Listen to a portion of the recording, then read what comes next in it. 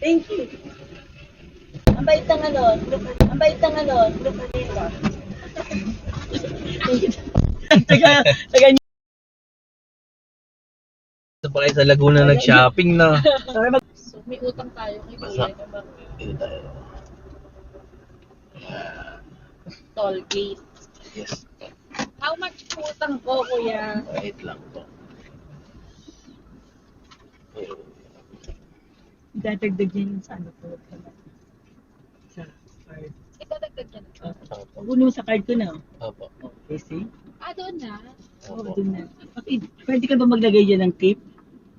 Pwede. Hindi eh. Pwede. Pwede naman po. Pwede, see? Pwede. Pwede. So, Opo. Magka Lagyan niyo ng 200 po? 2, oo. Yung tip mo. Para Oh. bumili ka na. Sige yun. Thank you po. oo, kasi nakinig ka sa chismis na. Bro, what are you talking about, man?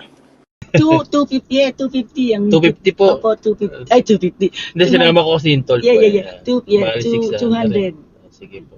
yung tip mo. 200 po yung tip. 200 yung tip mo, 200 pesos. Okay. Bali, tama pala yung nilagay ko. Tama po, di ba? Okay. Thank you po. You're welcome. Para maka-weekend na. Kawawa ka na. Hindi pa inuwi. Mag-ano pa yan.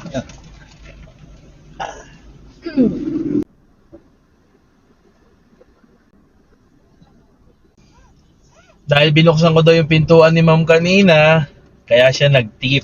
Diba?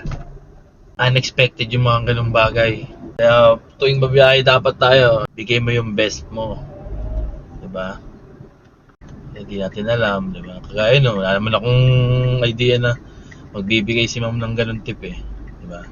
So, andito na yung bago kong pasahero. Let's go.